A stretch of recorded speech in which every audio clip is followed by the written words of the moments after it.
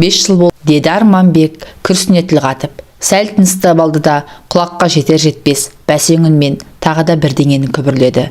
Өз ойына өз шомып, бей-жай күйде отырған Еркегүл әдепкіде бұл сөздердің мағынасын түсінген жоқ. Күйеуінің өзіне суықтау көзбен үнсіз бажырая қарағанын сезді де. «Не дейсің? Немене?» деді кідіре сөйлеп. Тақ еткен қысқа ғана жауап. «Не, ұмытып қалдың ба? Сенің Қабыкеновтер әулетіне келін болып түскенің». «Ах, құрғырай, не деген иіс алмас едім. Есімнен тарс шығып кетіпті ғой. Мұның артында анау әңгіме тұр ғой. Сол тұр ғой, қап әттеген-ай». Еркегүл өз ырқынан тыс лып етіп орнатып тұрды. Күйеуінің қасына қалай жүгіріп барғанында байқай алмаған. 5 жылдық мерейтоймен құттықтап емес, жұбата сөйлеп, көңілін алаңдатып, бірдеме айту керек сияқты. Бірақ аузына жібі түзу, оңды сөз де түсе қояды мекен. Асу қамымен жүріп, анда-санда көзінің астымен жасқана қарап қояды. Күйеуінің қабағын алыстан торған түрі. Шай үнсіз ішілді деуге болады. Шай емес, әркім өздерінің суық ойларын кері жұтып отырғандай.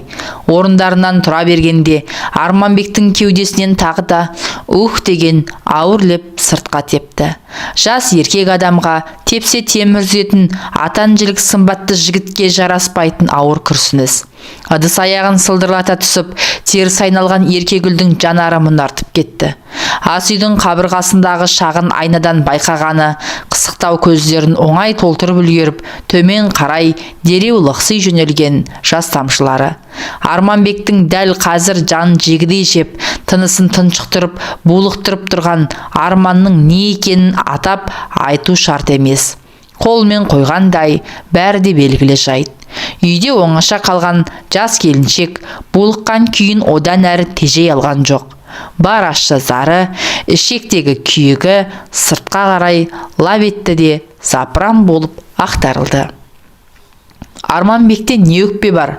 5 жыл бойы төзіммен күтуде, бірақ күткен көрінер емес. Қайтесің, тағдыр ғой деп тікелей тағдырға жаба салуға болар еді. Үлкен кісілер, ағайын туғандар солай деп айтып та жүр. Әлі жассыңдар, болашақтарың алда деп жұбата сөйлейтіндер де аз емес. Иә, жай айтылатын жаттанды сөзге не дауа? Не десе де дей берсін. Бірақ бұның тағдыр емес екенін, бар кінәнің өзінде екенін Еркегүл ғана біледі. Соңғы сыныпта оқып жүрген Гүлі. Жастық жігер, асау сезім, ақыл сананы тұмшалап билеп алып, өктем билік құрып тұрған уақыт. Мектептің соңғы жылы жас жігіттердің арасынан жұбын таба алмай, жеке дара саяқтап жүрген бой жеткен жоқтың қасы десе де болады. Әкетіп бара жатқан ерекше қасиеті айғайлап тұрмаса да, Еркегүлдің де қол ұстасқан жігіті болды. Кім екенін, қайдан шыққанын, аты жөнін тәлпіштеп айтудың қазірде қажетіне. Әйтеуір бірінсіз бірі тұра алмайтын сияқты еді.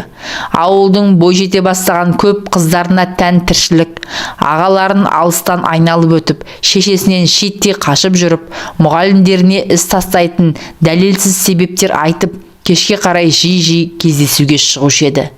Бір-біріне тартқан албырт асау сезім, көзсіз құштарлық артынан неге апарып соғатынын түсінбеді-ау десе болмас. Бірақ мәніне жете көз салмаған сияқты. Мектепті бітірместен ақ сезіп еді жағдайдың қиындығын. Жүрген баласы оқуға жүрем деп, абитуриенттердің алдыңғы легімен алыстағы қалаға аттаныпты. Бар сенгені, болған сырдың бір түйін тастамайтын, ақтарып айтқаны, ағарып айтқаны, сөз жастайынан жақын көретін немере әпкесі еді. Оның кесімі жалғыз-ақ болды. Құтыл, өзім көмектесем, масқара болатында ештеңе жоқ. Болашағыңды ойла. Тығырыққа тіреліп, одан шығардың амалын таба алмай ала сұрған жас қыз үшін әпкенің айтқаны ата заңмен кем болған жоқ. Көзді жұмып тәуекел етті.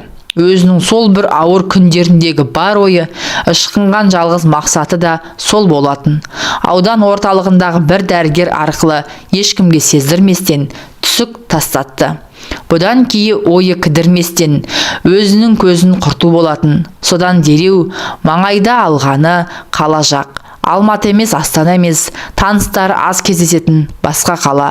Жастықпын екпін деген жігерлі күндері уақыттың да, қыздың да аяқ қолын жерге тигізбей алға қарай дедектете жөнелді. Қызығы думаны мол студенттік шақ, бірде тоқ, бірде аш, қызықты күндер. Содан соңғы курста Арманбек екеуі бір-біріне алыстан көз тастады. Сымбатты денелі, қабағы қалыңдау, шықшыты кең, сұрса жігіт, бойы жұмбаққа толы тылсым жан секілді. Біреуден ілгері, біреуден кейін көрінетін қарапайым қалыпта Еркегүл де ажарсыз қыз емес. Бойындағы бар міні, көзінің қысықтығы болмаса, оның да амалын тауып, бүгінгі күннің талаптарына сай келтіріп бояп қоятын.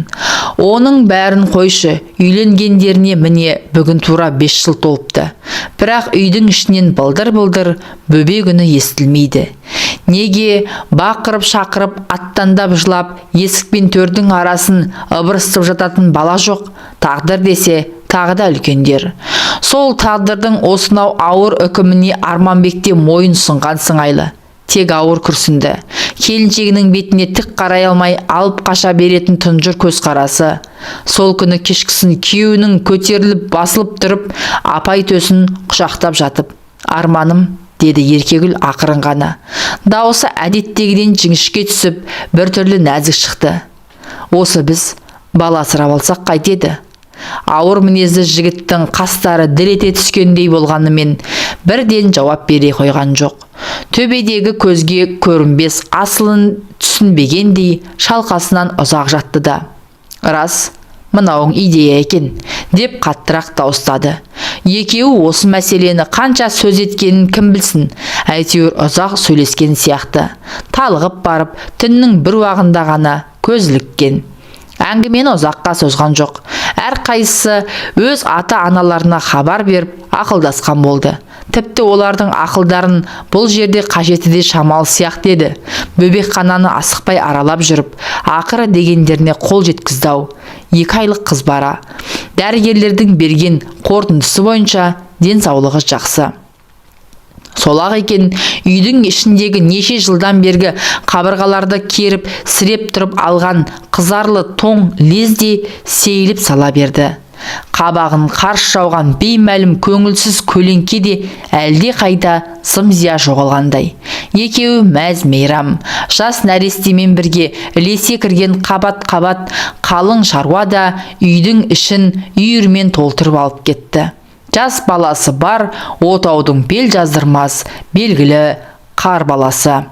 Әсіресе төбеден төнген қара бұлттай бір-біріне тақаса түйісіп жатып алған қалың қабақтардың жазылғанын айтсаңшы.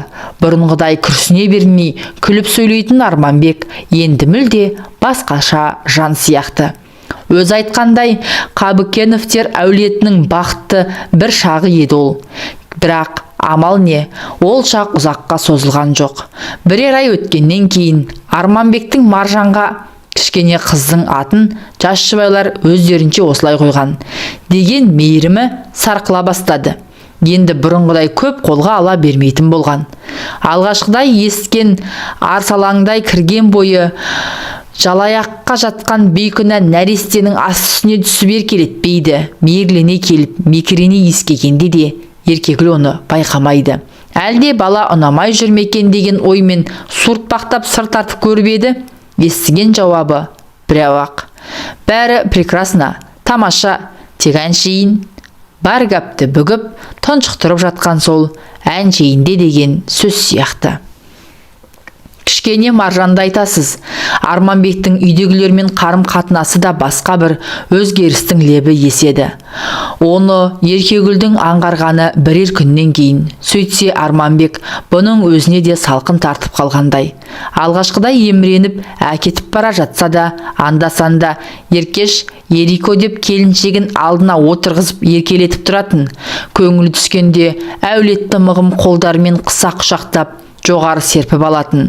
Бала көтермей жүрген жылдары уайым қылма, әлі жаспыз ғой деген сипаттағы жұбату сөздеріне қанжығасында даяр бір сөздер тұрушы еді. Ал соңғы айларда бір түрлі суынып, сыртын беріп, сыр қақсып жүр. Тағы да ана бір кездердегідей, уайым басқан сәтіндегідей тартына сөйлеп, жоқтан өзгеге тарыла қалды. Әлде, намыстана екен. Өзінен болмай асырап алғанда, біреулердің айдап салуы мүмкін-ау. Еркегүл осы болжамына берік тоқтады. Былай қарап тұрсаң, басқадай себеп жоқ секілді. Өзі ашылып ештеңе айтпайды. Бір мәселені екі рет сөз қылуды жақтырмайтын күйеуінің мінезі өзіне белгілі. Ақырып жіберіп, бетінен ала түсуге әзір. Мылжыңдап сөйлей бересің, түп-түгел өзіңді кінәлі етіп шығарып, ағаш атқа оп-оңай мінгізе салмақ. Мұндайда Еркегүлдің ұстанатыны аш бәледен қаш бәле қағидасы. Үйдің іші нәрестенің қыңқылына толғанымен, сұрғылттанып алған сүреңсіз күндер қайта басталды. Әйтеуір Еркегүлдің ойын бөлетін қазіргі жұбанышы, алданышы. Жұмыстан баяғыдақ декреттік демалысқа шыққан ол, ендігі уақытының қалай өтіп жатқанын ажыратуға дәрменсіз. Маржанда ширап, әпіл-тәпіл жүруге қам жасағысы келетін сияқты. Тұсауын кесу керек, деді бір күні Еркегүл. Қай күнге белгілесек екен? Тұжыраңқы кезде күйеуінен қолма-қол жауап алу оңайлыққа соқпайды. Дегенмен келіншек бұған мойынсұнбастан, сәлден кейін әлгі сұрағын тағы қайталады. Ақыры естіген жауабы тым мардымсыз болып шықты. Білмеймін, өздерің шешіңдер. Бұл өзі әйелдердің шаруасы емес пе? Осыны айтты да, Арманбек қолындағы пульттің нүктесін басып, жалп-жалп еткізіп, теледидарды ауыстыра бастады. Ұзамай шағын отаудың шатқаяқтап тұрған әлсіз шаңырағына жай түсті. Жаздың әдемі бір күнінде Арманбек әдеттегісіндей төмен қарап, тұнжырап отырды да, кесімді сөзін бірақ айтты. Мен кетемін, деді, жуандаудасы дірілдеп. Сөйтпесе болмайын деп тұр. Маржан екеуің бірдеме ғып, өз күндеріңді көресіңдер. Өзімде көмектесіп тұрамын ғой. Балалы болғандарына жарты жылға жетер-жетпес қана уақыт өткен, нәрестелік өмірдің ыстық суығы әлі басыла қоймаған. Керісінше қызығы көбейе түскен кезде өзін бұрынғысынан әлдеқайда бақытты сезінудің орнына не оғаштығы бар. Кеудесі күмбірлеп күй шертіп тұрмаса да, Еркегүл алақайлаудың азақ алдында емес пе еді. Сондықтан Арманбектің мына сөзінің ашық күнгі найзағайдан несі кем? Біреу құлақ шекесінен жақсылап тұрып, қондырып жібергендей, тәлтіректеп барып диванға гүрс ете қалды. Қайта Маржанның қолында болмай, манежде жатқандығын айтармысың? Ішкі жағынан шыңғырып жеткен әлде бір үн, жоқ, олай емес, мүмкін емес деп атой салып аттандай тұрғандай.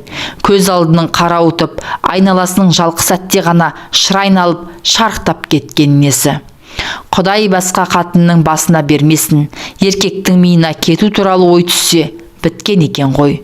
Артынан естісе, әңгіме былай болыпты. Арманбек қыз келіншектің көзінен қаға беріс тасада қалатын жігіттердің санатынан емес. Өзі бедеу әйелдің күйеуі болса, басқа біреуден белін суытпай, салтаңдап қалай бос жүрсін. Маржанды үйге әкеліп, мәре-сере болып жатқан кезде бұл әңгімені естуге Еркегүлдің мұршасы бармай еді. Сөздің қысқасы, бұлардың үйінде нәресте қалай кірді, Арманбектің Еркегүл білмейтін нақсүйерінің аяғы солай ауырлапты. Перзентханаға түскені жуырда ғана. Сөйтіп 5 жыл бойы сарыла күткен баласына жуырда ғана қол жеткізіпті. Бала болғанда қандай? Кәдімгі балпанақтай ұл. Тек оны сыйлаған некелі келіншек емес. Еркегүлдің қолынан не келеді? Бақырып-шақырып, қанша жылағанмен бет алған жағынан күйеуді енді қайтара алмайсың. Бұл күндері Арманбек күйеу ғана емес, бақытты әке де ғой. Бәлкім ол өзінің шын шаңырағын жаңа тапқан шығар. Жүрегімен жақсы көретін сүйікті адамы, ол өмірге әкелген өзінің бел баласы. Енді не керек? Қайт үйге деп жата қалып, жалбарынудың қисынсыз екенін Еркегүл жақсы түсінеді. Алданышымен өткізген уақыт қиыншылықсыз болды деп айта алмайды. Бірақ Еркегүл бәрібір өзін сорлы адам ретінде сезініп көрген емес. Кішкене ширап жүруге жарасымен ақ Маржанды балалар бақшасына өткізді. Көп нәрсені көңіліне алмауға тырысып, бұрынғы атқарып жүрген қызметіне де құлшына кіріссін. Содан бір күні, оқиғаның бәрі осы бір күннен басталды ғой. Бір күні Маржанды балабақшадан әдеттегідей жетектеп алып шыға берген. Қоршаудың сыртында бері қарай күн сала қарап бір жігіт тұр екен. Қасынан өте берген Еркегүлге бас аяғы жоқ. «Сәлеметсіз бе?» деп жайраңдап амандасты. Таныстардың бірі болар, қара басып танымай қалғанын ба деп келіншек әлгі азаматқа еріксіз бұрыла қарады. Құр ерін жыбырлатқаны болмаса, дұрыстап амандасқан да жоқ. Бейтанысқа үңіле түскен қысық көздерінде бұл кім деген жалғыз сауал ғана. Қанша қадалғанымен шырамыта алар емес. «Кешіріңіз», деді әлгі жігіт жан таласа жүріп. «Көңіл күйіңіз жақсы ма?» Танымағаннан кейін бе? Еркегүл енді тіркеу кетті. «Менің көңіл күйімнің сізге керегі қанша?» деді қатаңдау үнмен. Сол кезде басына бір ой сақ ете қалғаны. Апырмай, осы Арманбек жіберіп жүрмесе, қызын көріп, жағдайын біліп қайт демей. Солай ау шамасы. Ол осы ойды басына алды. Еркегүл жүрісін жеделдете түсті. Сүрініп қабына бастаған Маржанның қыңқылына қараған жоқ. Кейіндеп артта қалған жігіттің: «Қарындас, неге қаштыңыз? Сөйлесейін деп едім» деген даусына қайрылмады. Дәл солай екен. Арманбектің жансыз ғой. Менде несі бар десеңші? Кеттім екен, енді жайымен жүрсін. Артымнан біреуді сүмеңдетіп салып қоймай. Ертеңгісін балабақшаға келсе, міне ғажап. Тағы да сол жігіт жай жүрген жоқ. Маржанды жетектеп алыпты.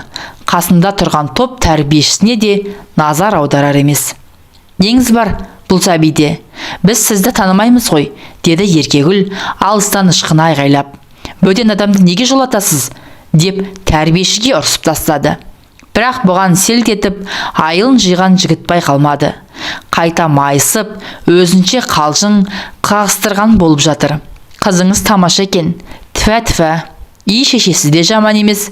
Бірақ жұтынып тұрған осындай тамаша келіншекке ашушаңдық жараспайды екен». Өзі бір шамданып, шамырқануға асықпайтын терісі кеңдеу жігіт болар. Дудырыңқы қоңыр шаштары тарақпен азар-азба немене берекесін кетіріп үдірейіп тұр. Тіпті түптері шылқылдай аққан термен сабысып қалыпты. Киім киісі де олпы-солпылау. Бірақ осынау келсіз ұсқынына қарамастан екі езу екі құлағына жетіп мәз. Еркегүл қанша шаптыққанмен жігіттің қолындағы қызын жұлып алуды әбестік санады.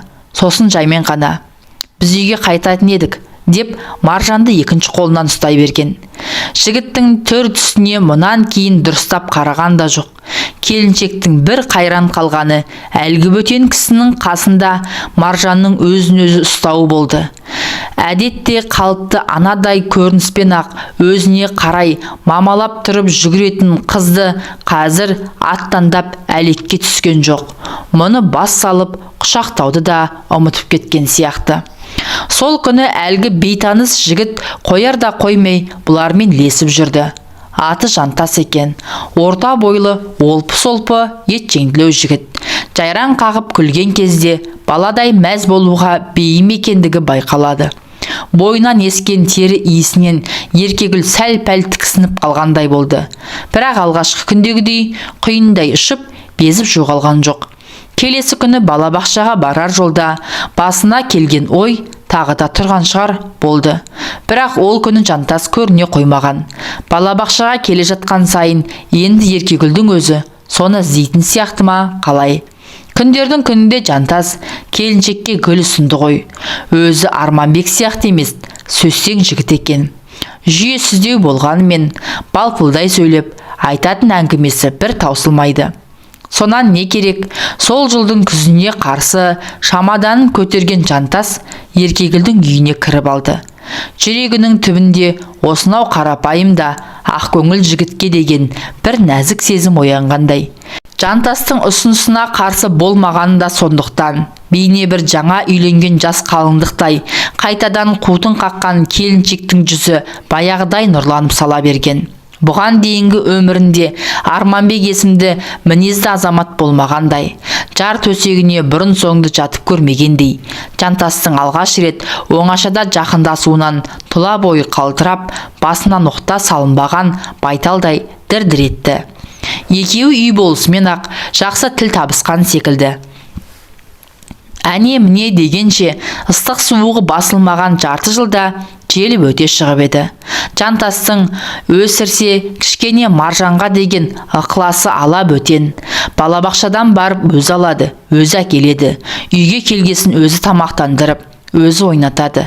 Тіпті Айшайға қарамай сәбиін ваннаға салып шомылдыратын да өзі. Еркегүлдің жұмысы бірден жеңілдеп сала берді. Бір рақаты сезімнің әлдейінен арыла алар емес. Қандай балажан жігіт деді ішінен таң болып. Арманбек өктем, мықты болғанмен мұндай балажан емес еді ғой. Бірақ келе-келе байқағаны, Жантастың өзіне ептеп салқындай бастағаны. Салқындағанда бұған қатты сөйлемейді, қолынан итермейді, мін тағып мыңқылдамайды.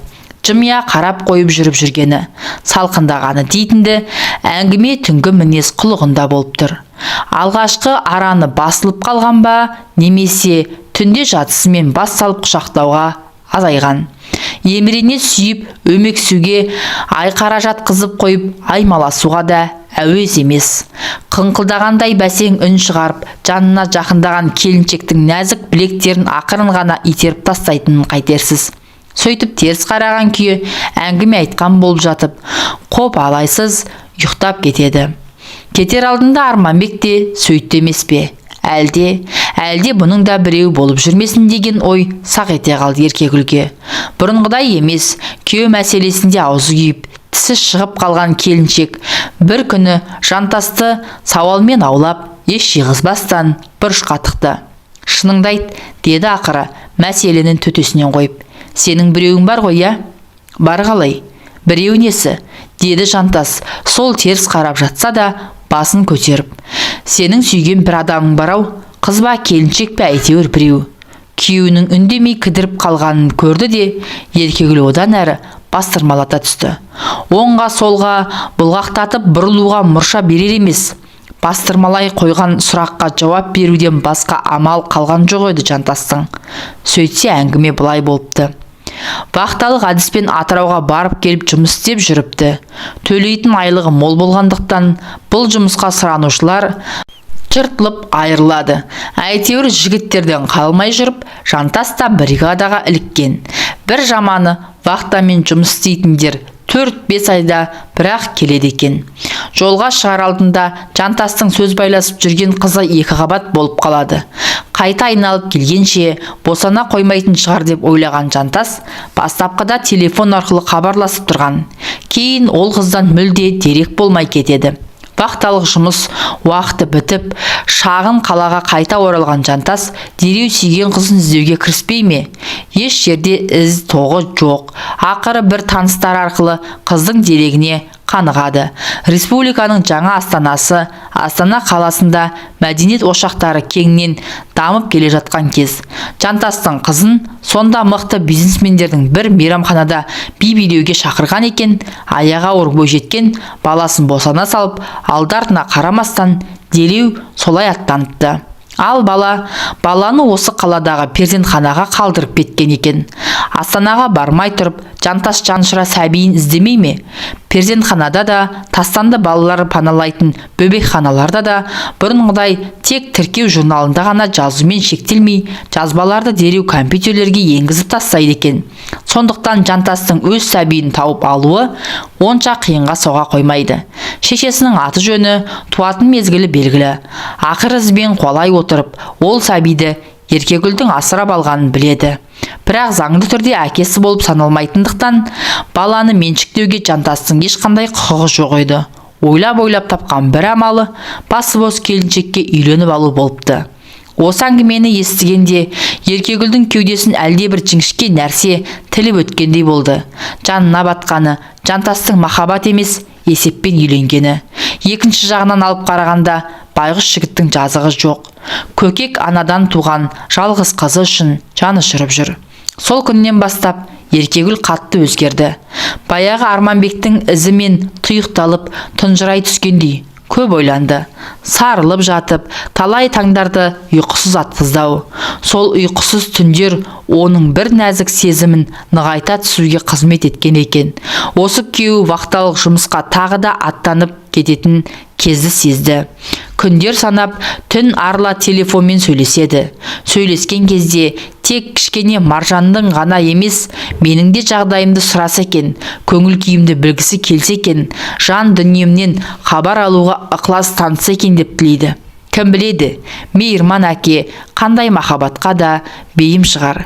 Әйтеуір қайырымды жанның қатыгез боларына көңіл сенбейді.